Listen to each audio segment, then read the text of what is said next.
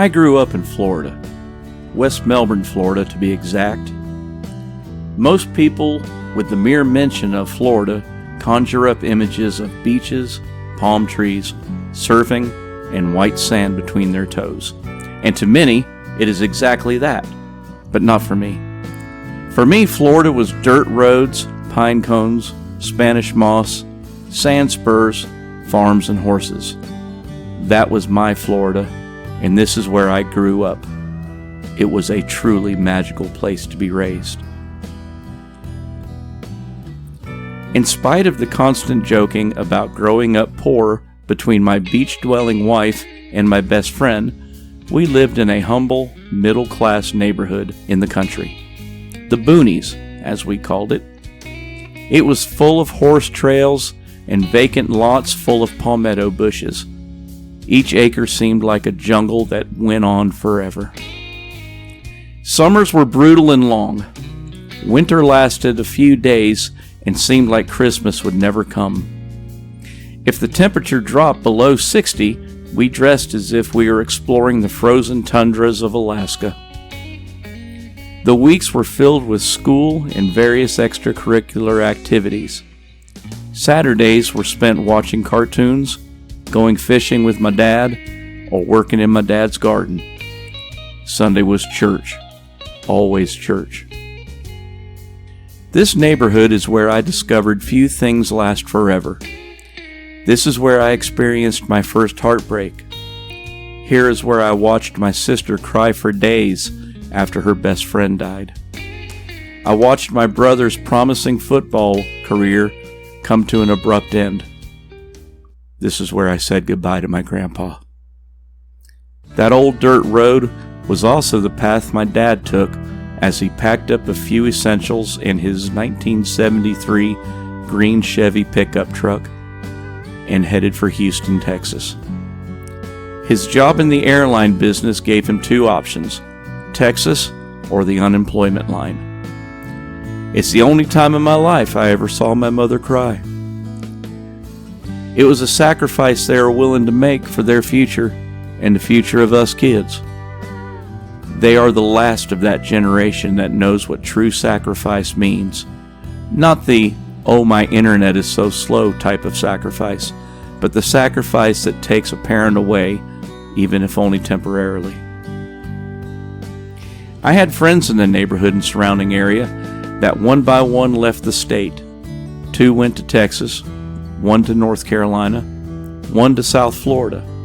I'm still in contact with them all, but the one that crushed me the worst is when my best friend called to tell me he'd had enough of Florida and his situation and was leaving for Kansas.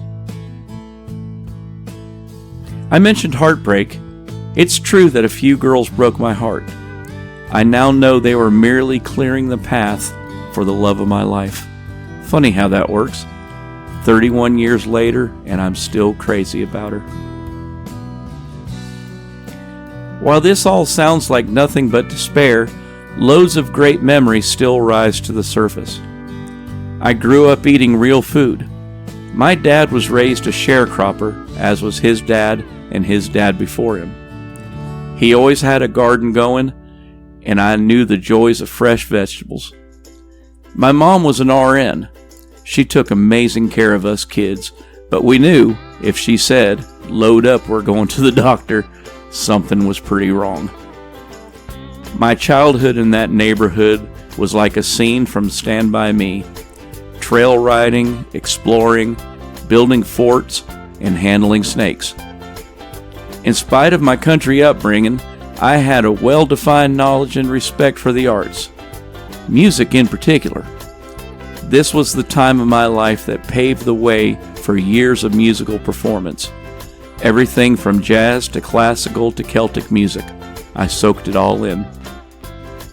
Even came close to a record deal at one point. High school was not a great experience for me, but I got through it. Truth is, I just wanted to be my own man, a grown-up. But those times are what made me what I am today. My father instilled in me a great work ethic, while my mom fostered and encouraged my love of music. And there it is, the house I grew up in. If you're wondering, the middle window was my room.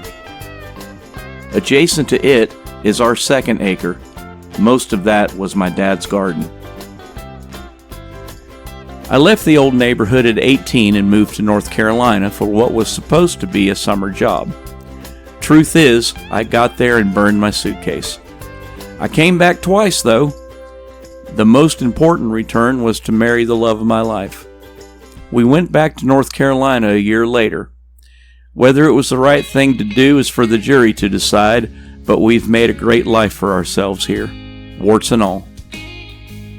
Not all of our life in North Carolina was a picnic.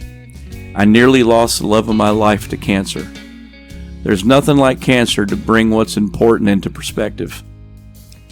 She would later decide that God gave her another chance and she wasn't going to waste it. She went back to school and got her master's in speech-language pathology. I always knew she was the beauty of the outfit, but at least I thought at one point I might actually be the brains of it. Well, she proved me wrong, much to my chagrin, and I couldn't be more happy. She's a truly magnificent human being.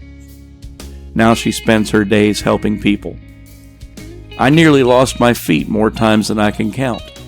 That, I believe, was God's way again of helping me to understand what's important. It was a great neighborhood full of wonderful people, the type of people that would do anything for you. I often wonder if that type of neighborhood still exists. With the good people came the bad, unfortunately. There was a couple of families around the corner from us. Bullies they were, not the nicest people. They turned out to be the 3 biggest drug dealers in our neighborhood. Who would have thought it in that tiny little town? Ironically, one of them, I understand, is now a youth minister in North Carolina somewhere. I hope that's true. We now spend our free time camping and enjoying our time together. We've seen a great bit of the country, 17 states so far. We've also traveled a bit of the world, Scotland, Ireland, England, Bahamas, and Mexico. God made this beautiful world and every means by which to go see it, and we intend to. In many ways, I have become a mountain boy, but this version of Florida, no matter where I roam, will always be my home. And if you've made it to the end of this video, I won the fight in the 4th grade. He got in a lucky punch, nothing more. God bless you guys. See you next time. Go be nice to one another. Bye-bye.